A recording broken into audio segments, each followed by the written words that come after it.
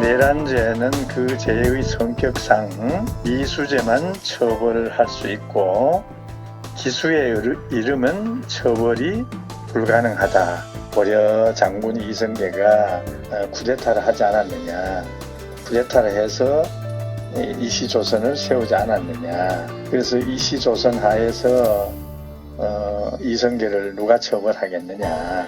그래서 이 형법 이론에 따라서 5.18은 내란죄에 해당되고, 형법책을 공부한 사람은 그렇게 결정 안 할 수가 없지. 제가 이 유명한 문장을 처음 말씀드린 이유는 며칠 전에 본 서울의 봄이라는 영화 때문이에요. 이 영화는 1979년 12.12라고 하죠. 12월 12일 밤에 발발했던 반란군과 진압군 사이에 숨막히는 9시간을 다루고 있는 영화입니다. 많은 분들이 보셨을 텐데, 지금으로부터 44년 전에 있었던 특정한 고유한 사건이라기보다는 지난 수천 년간의 역사에서 끊임없이 반복되어 왔고, 지금 현재에도 어디선가 계속 반복되고 있는 역사의 패턴을 강박적으로 보여주고 있는 이런 역사적 사건이 아닌가라는 생각이 들어요. 저희가 보통 혼동해서 많이 사용하는데요, 쿠데타와 혁명의 차이는 크게 두 가지로 구분해서 설명이 가능한데요, 하나는 체제의 유지인가 체제의 전복인가, 또 하나는 민중 또는 시민의 지지에 기반하는가 혹은 기반하지 않는가의 차이라 할 수 있습니다. 쿠데타라는 단어는 프랑스 혁명 이후에 벌어진 여러 정치 반란을 기원을 하고 있는 단어인데요, 이 쿠데타는 민중의 지지와 무관하게 지배층 내부의 군사적 충돌을 통해 집권 세력이 교체되는 것을 가리킵니다. 반면에 혁명은 이 단어 자체가 중국의 전국시대 사상가인 맹자로부터 연원하는 단어입니다. 백성의 지지에 의거하여 집권 세력의 토대라 할 수 있는 정치체제, 왕조나 공화국을 완전히 전복시키는 것을 의미하죠. 이에 따르면 당연히 박정희의 5.16이나 전두환의 11.12는 전형적인 쿠데타, 곧 군사정변이라 말할 수 있습니다. 반면에 정도전과 이성계가 민심을 등에 업고 주도한 여말의 왕조교체, 곧 역성혁명과 1960년 4.19에 시민들이 이승만 정권에 항거한 4.19 혁명은 전형적인 혁명이라고 말할 수 있습니다. 쿠데타 혁명은 이런 개념적으로는 차이가 있지만 둘 다 공통적으로 아랫사람이 윗사람을 혹은 부하가 상사를, 시민이 정부나 체제를 뒤엎고자 했다라는 점에서 일종의 하극상이라고 할 수가 있습니다. 하극상이라는 어감 자체가 현대 한국인들에게는 부정적인 뉘앙스를 갖고 있지만, 제가 드리고 싶은 질문은, 맹자는 이 질문에 대해서 수천 년 동안 회자되었던 가장 멋지고 유명한 대답을 한 바가 있습니다. 그 내용을 한번 읽어보도록 하겠습니다. 왕이 말했다.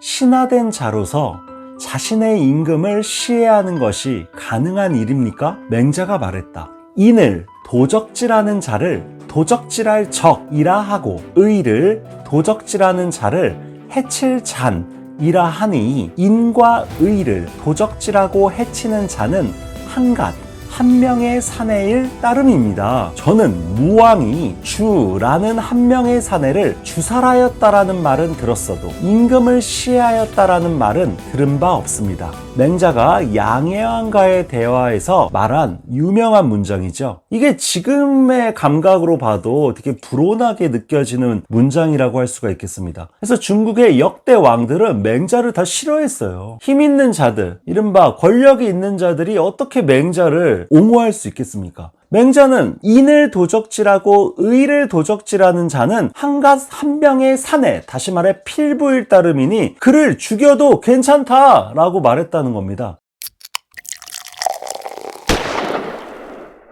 그렇다면 죽여도 되는 상사, 죽여도 되는 정부, 죽여도 되는 임금은 도대체 어떤 존재일까요? 맹자에 따르면 인과 의를 도적질하는 자라고 했죠. 인과 의, 인은 어질 인자고요, 의는 의로울 의자인데, 인이라는 개념은 맹자에 따르면 측은지심이 발현된 상태입니다. 타자의 고통에 감응하고 공감하는 능력을 바로 측은지심이라고 하죠. 다시 말해 이는 어떤 보편적인 윤리의 감응 능력이라고도 말할 수 있겠습니다. 반면에 의는 사회적 정의라고 할 수 있습니다. 사회적인 공분을 살 만한 불의하고 불공정하고 불평등하고 무도한 것에 대한 민중이나 시민의 분노, 바로 이게 사회적 정의라는 감각이죠. 그렇다면 우리 시대의 보편적 윤리와 사회적 정의는 무엇일까? 시민 각각의 정신적인 자유, 내면적인 자유, 언론의 자유, 이런 것들이 다 인에 해당하는 보편 윤리가 아닌가라는 생각이 들고요. 그렇다면 의롭다라는 것은 사회적이고 경제적인 안정이나 평등을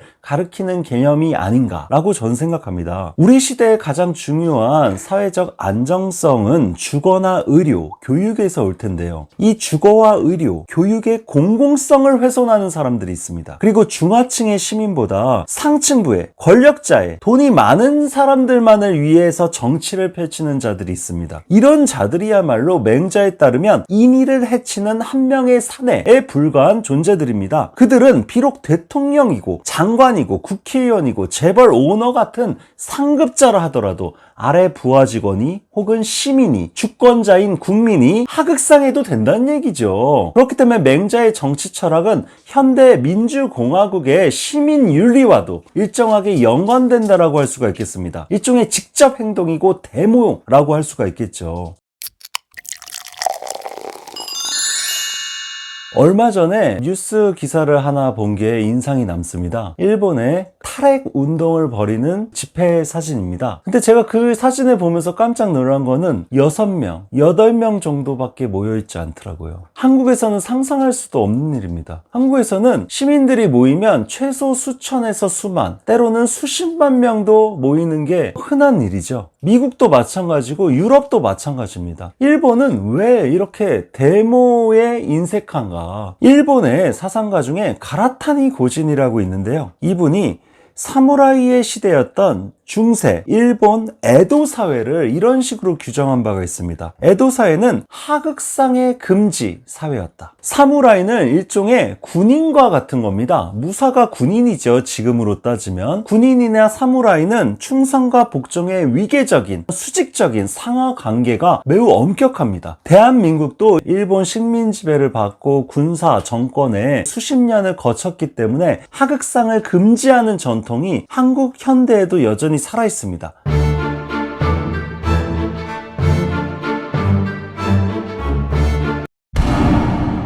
그런데 동시에 한국은 일본과 어떤 부분에서 차이가 나냐? 이런 하극상을 금지하는 일본적 영향과 함께 이 하극상을 용인하고 때로는 하극상을 넘어서서 시민들의 의지를 관철하고자 하는 민주적 열망이 동시에 존재한다는 얘기입니다. 일본의 사상가는 일본 사회에 하극상이 금지되었던 이유를 유교 전통의 결핍으로 분석한 바가 있는데요. 반면에 조선은 유교 전통이 강하게 계승되어 왔기 때문에 하극상의 정신이 일본보다 상대적으로 살아남았었다는 얘기죠. 실제 저희 조선은 정도전이 맹자를 유배지에서 다시 읽은 이래로 이른바 이성계와 함께 역성혁명을 통해 왕시 고려를 이시 조선으로 새롭게 개창하지 않습니까? 조선 왕조 자체가 하극상을 통해서 탄생한 나라라고 할 수가 있습니다. 이 조선 왕조 이래로 쿠데타나 혹은 시민, 민중들의 반란이 계속 반복적으로 이어져 왔습니다. 촛불 집회나 대통령 탄핵,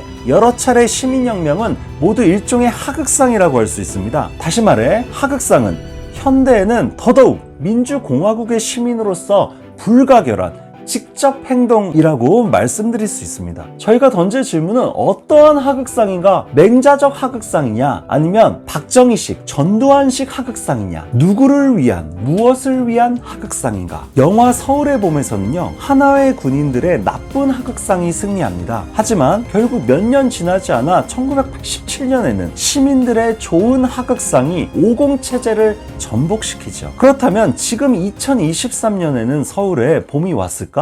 평범한 보통 서민들의, 보통 시민들의 삶은 너무 힘겹고 고달픕니다. 이익을 사유하고 손실을 사회화하려는 윗분들, 힘이 센 분들이 너무 많아요. 그런 윗분들에게 지금 우리 아랫사람들이, 시민들이 하극상을 해야 되는 것이 아닌가라는 생각이 듭니다. 그래야만 비로소 서울에도 제대로 봄이 찾아오지 않을까 생각합니다.